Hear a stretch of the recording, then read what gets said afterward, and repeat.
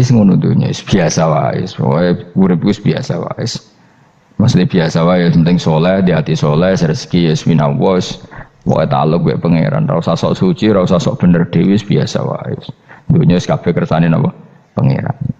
Ya sudah seperti ini. Yang soleh kaya salabah malah akhirnya suul khotimah. Padahal dulu disebut hamamatul masjid, tukang iktikaf. Gak tahu mulai ke masjid, tapi akhirnya suul khotimah. Wahsi sing mateni kekasih Nabi, rupane mateni Hamzah ditakdir husnul khotimah. Makanya donga ya muqallibal qulub tsabbit qalbi ala dini. Kita tidak pernah tahu. Nah, kenapa kalau saya ngaji PD? Mereka aku muji pangeran, saya tidak pernah mikir awakku, tak penting awakku, penting muji pangeran. Ngaji itu artinya kan muji pangeran, muji ilmune pangeran, ya sudah selesai. Itu anakku itu donga itu mikir awakmu dhewe. Mulane donga mek ngaji ku derajate dhuwur ngaji, mergo ngaji muji pangeran, nak donga mikir awake dhewe. Makanya masyhur itu ada dua kelompok di masjid, yang satu diskusi halal haram, yang satu berdoa. Nah, terus Nabi keluar dari rumah berdiri, sempat ragu, saya kemana? Terus akhirnya Nabi ngendikan mereka itu berdoa kalau Allah mengabulkan ya disembadani. Tapi mereka belajar halal haram. Itu perintahnya Allah, saya sebagai Nabi. Terus akhirnya Nabi gabung kelompok yang belajar halal haram. Karena belajar halal haram artinya ingin menghidupkan hukumnya Allah Ta'ala. Tapi nak wong donga kepingine iku kabul kajate. Intine mikir awake dhewe. Makanya saya termasuk ulama yang jarang berdoa. Tapi ya berdoa tapi kadang-kadang. Nah kowe kan gak kontribusi ning agama ora pati ya ndonga. Oh dasar murahan. Ya tapi piye mulang ya ora payu. Jadi kadang-kadang kula dibantah. Lah jenengan mulangi payu Gus. Lah kula ora payu, ndonga-ndonga ngono. Ya tapi aku ngerti pangeran ra bakal nyembadani barno ora Gus. Pangeran yo paling wis dikai sithik ngono cukup.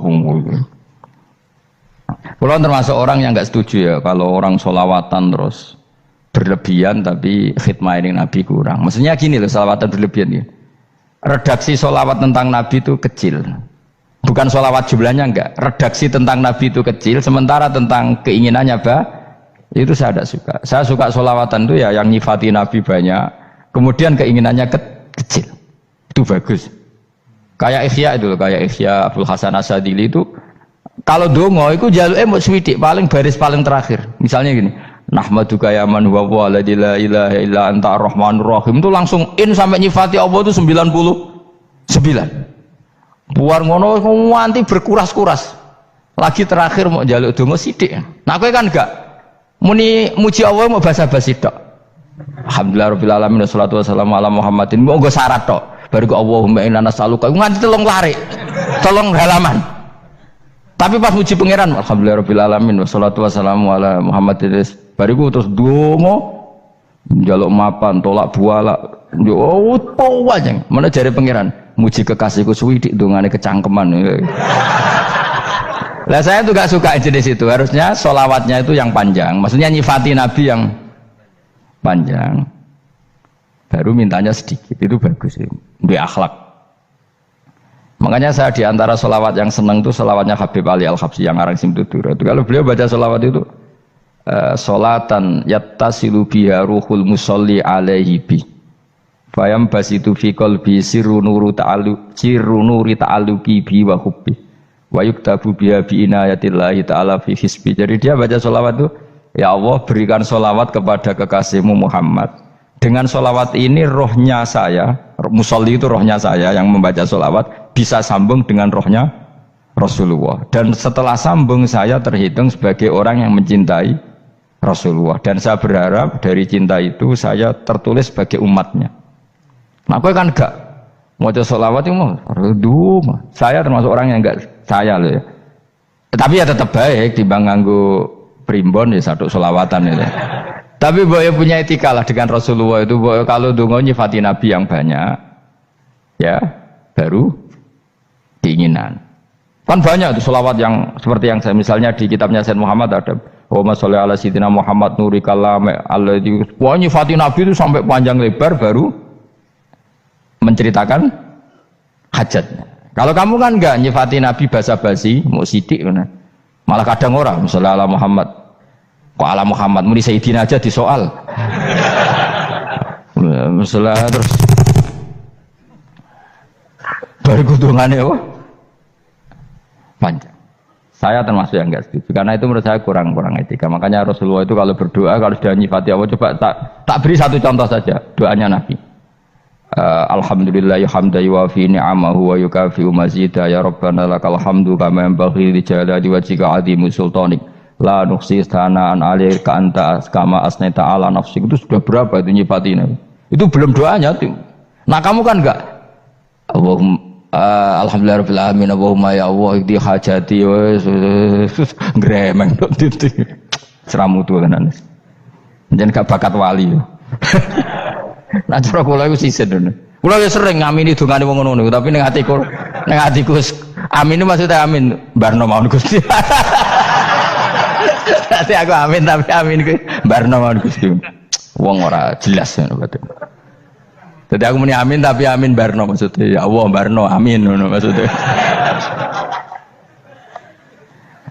Jadi karena tadi setahu saya doanya para nabi para wali itu memang seperti itu.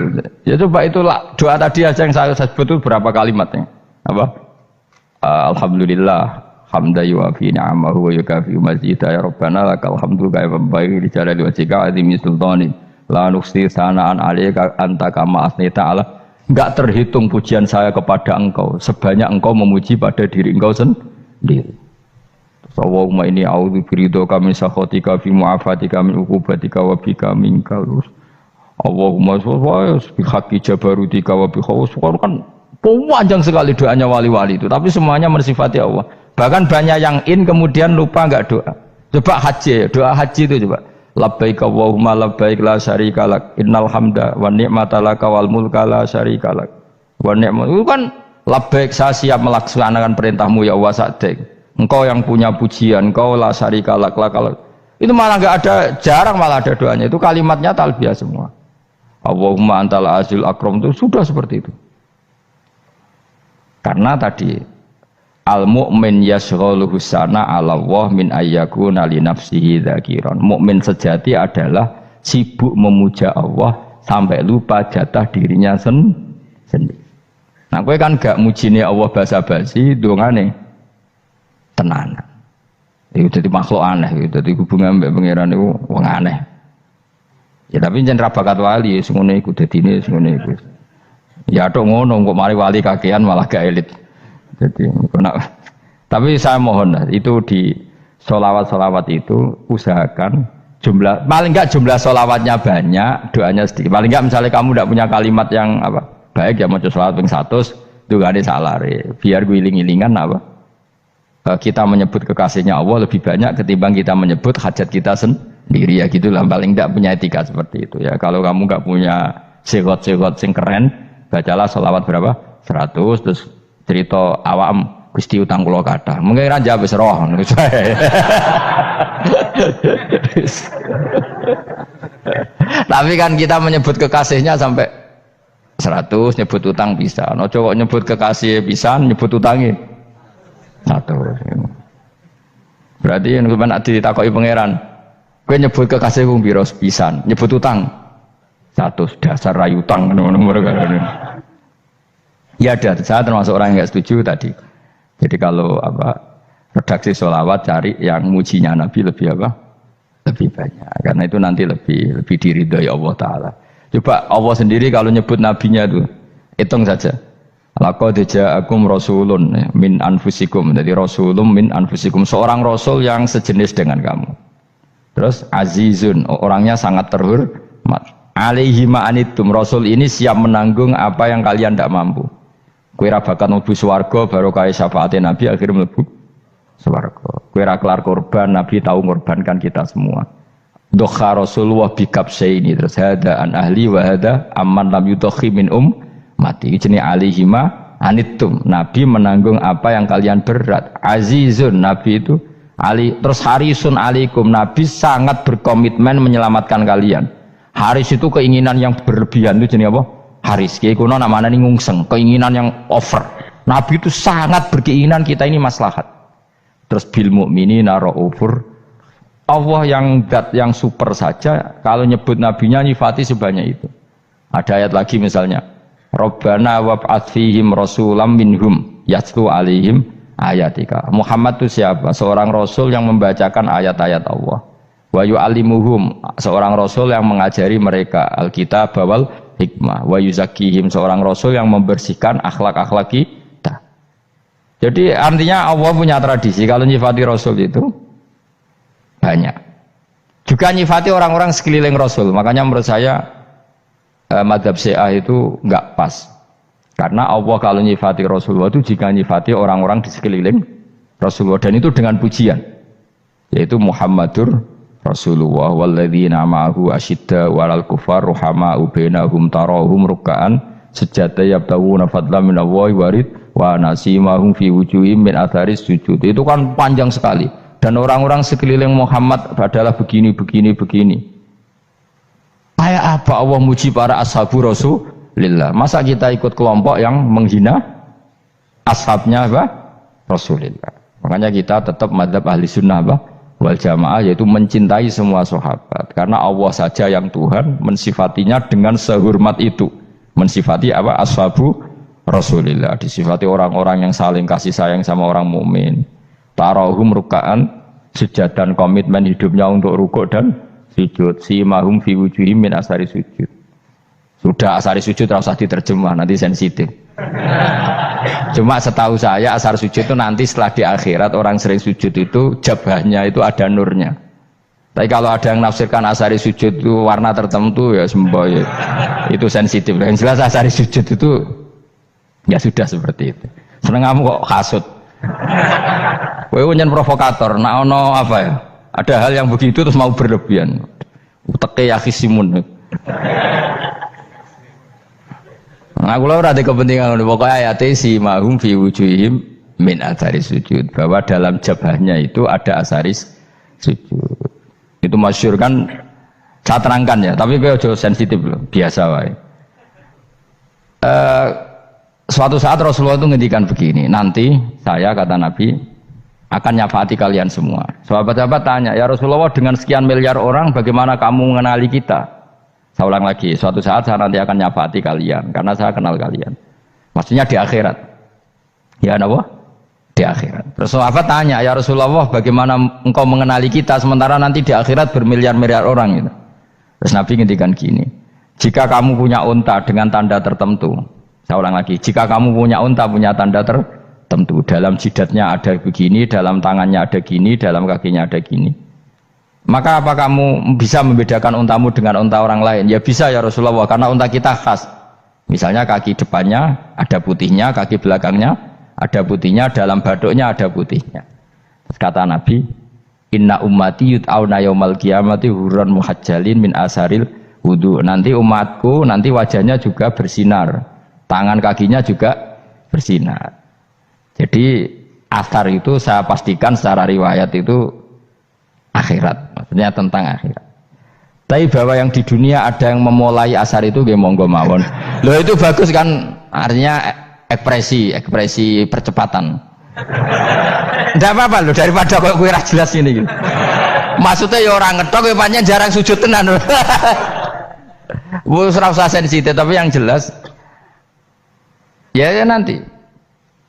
Ya soben kiamat ruang samu. Nanti hisab itu nanti kalau hitung hanya sekitar 3 jam. Hisabnya sak dunia itu hanya sekitar, karena malaikat itu tidak kesulitan sama sekali. Tak warai ya. Ini enggak akan salah saya dalam hal ini karena riwayatnya sahihah. Kenapa hisab itu hanya butuh rubu'un nahar, 1/4 dari siang enggak. Anggap saja siang itu 6 jam atau 12 jam, itu aja terserah. Kalau 12 paruhnya kan 6 ya. Seperti 1/4-nya berarti 3. Itu gini, jadi nanti di mahsyar itu kan yauma tabyaddu wujuh wa taswaddu wujuh. Yaudah yang kafir itu gelap, hilang, wajahnya, tubuhnya semuanya gelap. Yang mukmin itu semuanya terang. Jadi sudah yang tabyaddu wujuh wa taswaddu wujuh otomatis terus nyingkap. Terus pergerakannya itu delala yang tabyaddu wujuh itu ke kanan, yang taswaddu wujuh ke kiri. Maka kamu jangan punya sinar yang kelap-kelip, nanti kena bego yang karena gak jelas tadi. Maka kamu harus sinarnya yang sejelas-jelasnya, ghurran muhajjalin min asaril. Bila perlu nur kamu sampai menembus langit saat itu. Makanya ketika orang mukmin sudah nurnya ada di muka, ada di tangan, masih ngendikan Rabbana atmim lana nurona, karena takut masih kena bigo tadi. Karena kalau hanya wudhu tok, sikil tok kan, bayangkan di miliaran orang kan bisa agak kelihatan. Tapi kalau nurnya sampai nembus langit kan, itu siapa kok nurnya sampai, kan malaikat langsung tahu. Lane hafal Quran, alim kan insya Allah nurnya itu. Sama zaman itu masih berdoa Rabbana atmim lana, sempurnakan nur kami. Karena nanti identifikasi malaikat berdasar tadi, kalau ada nur berarti diletakkan ashabal yamin, kalau nggak ada nur ashabal shimal. Nah malaikat yang dibawa bigo itu kira-kira detail nggak? Dugaan saya kalau kelap-kelip pasti kena shimal. Wah ini partai kiri mesti kan. Pemenang yang wudhunya mau dulet sirah tok sidik. Karena anak madzhab Syafi'i. Sebetulnya meskipun itu sebaiknya kalau basuh sirah itu kabeh ben ora kelap kelip, mana aneh pepesan terus dulat-dulit tok. Iku soben ya itu kelap kelip. Ya sudah ya. Setelah itu kata ngendikane pangeran yu'raful mujrimuna bisimahum fayukhadu bin nawasi wal aqdam. Orang-orang pendosa kelihatan maka diletakkan di kiri. Nah sama yang orang-orang baik simahum fi wujuhihim Medasari. Jadi ayat itu jelas tentang akhirat. Tapi kira usah terus provokasi. Seneng kamu kok ya khisimun. Maksudnya provokator. Gitu. Jadi nanti yang mukmin jelas nurnya. Lah nur ini nanti dengan kadar iman kamu, perilaku kamu. Ada yang kelap-kelip, ada yang. Nah yang kelap-kelip ini orang kena bigo itu tadi. Nanti setelah kena bigo ikut ashabis simal, yang kelap-kelip disortir lagi malaikat yang bagian detail kan ada nanti. Lah ini terus ditubir neraka, yang kafir bener-bener neraka, yang ini ditubir neraka. Nah itu nanti ini yang ngel-ngelo Kanjeng Nabi digoleki ya ini itu. Mana sakit Kanjeng Nabi, mana ono kiai soleh darani, nek iso soleh dhewe sakit Nabi mergo terus goleki endi umatku sing kelep-kelip terus dicari disafaati. Ya imma langsung dituruti Allah, wa imma diumbasik ning neraka. Ya terserah rencanamu piye kon aku. Tapi yang jelas apa? Kiamat itu cepat sekali karena tadi ada identifikasi tadi. Makanya hanya cukup 3 jam karena tadi yang jelek kelihatan jelek, yang baik kelihatan baik. Makanya cepat. Ya araful mujrimuna bisimahum, orang pendosa dikenali lewat alamatnya yaitu taswaddu apa? Wujuh. Kalau orang baik dikenali lewat tabyadu wujuh. Nah, terus setelah nyingkir, ini ngono tak warai kiamat. Setelah nyingkir itu faduri babenahum bisuril lahu bab. Setelah tersingkir tadi terus lalu ada pintu penghalang, pintu pemisah. Nah pintu pemisah tadi yang sisi kanan langsung jadi surga, yang sisi kiri jadi neraka. Itu disebut faduri babenahum bisuril lahu bab batinu fi rahmatu wa dhahiruhu min qibalihil adzab. Yang pintu arah kanan otomatis wilayah surga, yang pintu kiri otomatis wilayah neraka. Nah problemnya ketika penutupan pintu itu dah yang kelap-kelip itu katut kemana ini yang makanya kamu jangan malok partai yang apa kelap-kelip yang nggak jelas itu koalisi kemana ya? Kalau partai besar kan iso nyalon presiden, partai kecil ini kan ikut mana ini kan sing sak ngisore 1%, 2% ini kan repot. Loh coba misalnya nur kamu 2%, berarti gelap kamu kan 98%. Kira-kira malaikat mengkategorikan kemana coba? Ayo jawab. Gelap. Loh kode semangat Pak. Padahal itu bagian dari kamu. Kalau satu tubuh itu sinarnya hanya 2%, kira-kira kategorinya itu partai gelap, partai terang. Kode semangat kok ada ini. Berarti kegaruk kemana? Kiri. Tapi bisa saja malaikat cara berpikir gini. Tapi kok ada cahayanya ya? Padahal kata Allah yang bercahaya ashabul yamin. Kan nggak ada bilang cahaya terang. Bisa saja malaikat alhamdulillah berpikir begitu. Ya nanti kita rayu saja supaya berpikir ini kan yang penting ada cahaya. Kan Allah tidak bilang terang apa kelap-kelip. Ya mungkin saja asal ada cahaya